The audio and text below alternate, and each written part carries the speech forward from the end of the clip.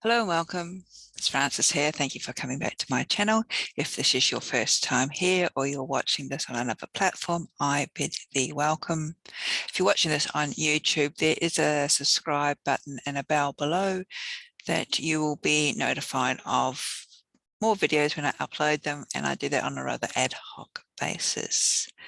So this video is going to be another astrological one, which seems to be a little bit unusual considering I'm not an astrologer. You'll find all the links and sites that I refer to below, especially on YouTube. This is where you'll find them. And I'm finding it rather interesting because at this time of the year, we are moving into the winter part, or the dark part of the year from the southern hemisphere. And northern hemisphere, you are moving into the light half of the year. So the Celts called this time of the year Samhain. It's a gateway to winter. So we're experiencing the time of ancestors and skulls and preparing ourselves for the long winter months, while in the northern hemisphere it's greenwood marriages and dancing around the maypole. Also,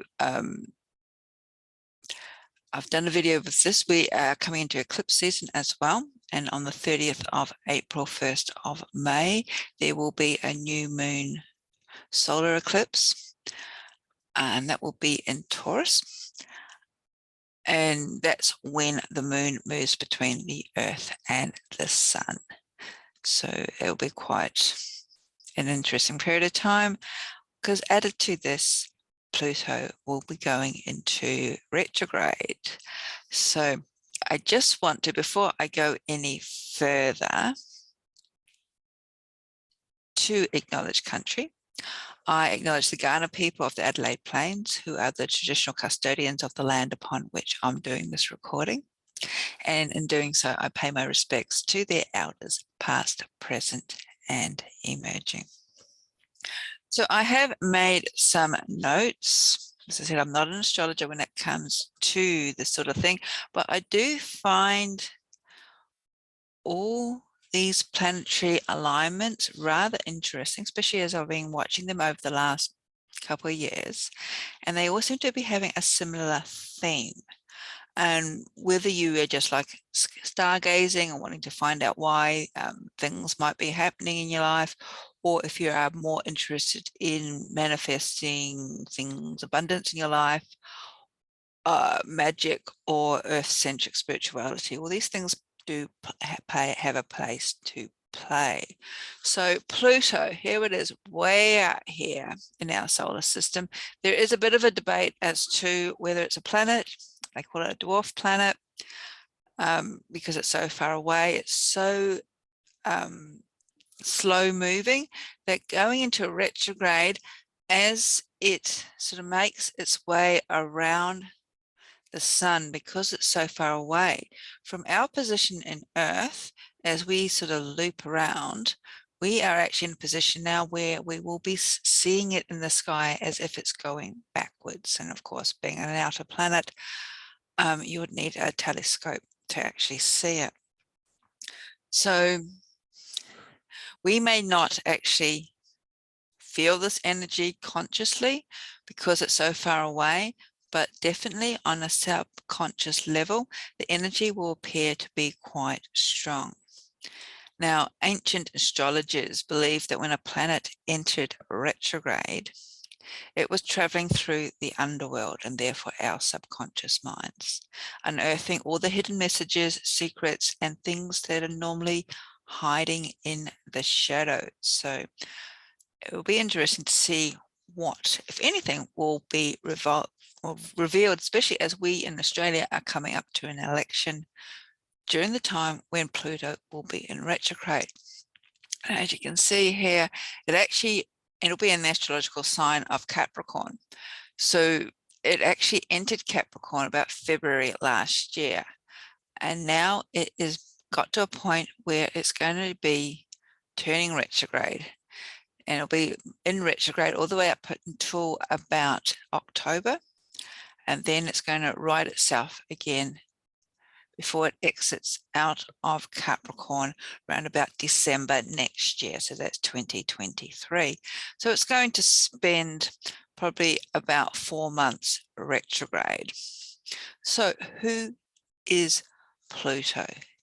In Roman mythology, he is the lord of the underworld, of death, and also of the afterlife.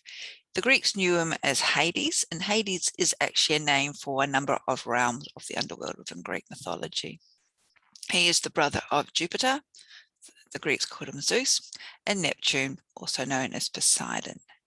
And as you can see in this picture, Pluto is always or often associated and accompanied by Cerberus, who's the three-headed dog or hellhound who guarded the underworld with him. Now, interestingly enough, the Romans also associated Pluto with agricultural wealth, so any money that was made from farming. So with him being in retrograde or about to go into retrograde, it's almost encouraging this shadowy energy to reevaluate things. Look at his energy, look at his own shadows. And this is what retrograde often relates to: reevaluate, reassess. So all the re. So we're actually stopping and going inward, looking at any intuitive messages that we may be ignoring, and also ascertaining whether there's anything in our subconscious mind that needs to be addressed or released because it no longer serves us any purpose.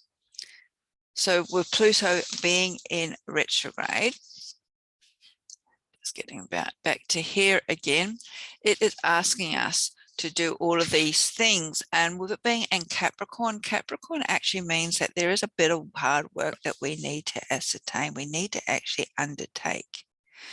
It also could relate to trying to bring about or working steadily towards bringing about change when it comes to powerful corporations, governments, long-established financial institutions, and the world of big business. All these areas are actually touched by this combination of Pluto and Capricorn. And as I said, we're coming up to an election here in Australia, so this will be quite interesting to see if any of this will actually have an effect on these areas. On a personal level, Pluto in retrograde is the time for us to reflect and look at our own transformative journey. The last time Pluto was in retrograde was October last year. So how have you been transformed? How have you used these energies of Pluto to confront your own shadows? And have you come out any stronger and been reborn? So this is the whole thing. It's this death and rebirth attribute. Pluto was present when we present when we undergo any sort of transformation. It's a time when we often become a little bit more sensitive, especially for more empathic. And we are also tapping into these energies of change and transformation. Endings, the loss, the whole idea of loss, grief, well, that is pretty natural to start experiencing these sorts of things. But it's also important to realize that because Pluto is very far away from us, its energies are actually rather subtle and delicate.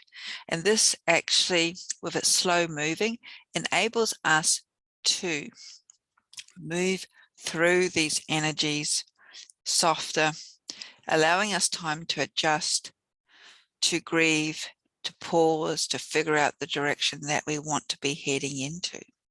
So it's about steadily progressing on this path of change and release, getting rid of things that are stagnant, things again that no longer are relevant to us, and removing those relationships, the obstacles that, I guess if you've been watching any of these videos over the last couple of years, these seems to be repeating themes that we've been having, getting rid of the stagnation, allowing ourselves open for the change that will come about when Pluto moves back into direct in the beginning of October this year, readying ourselves for a new chapter in our life.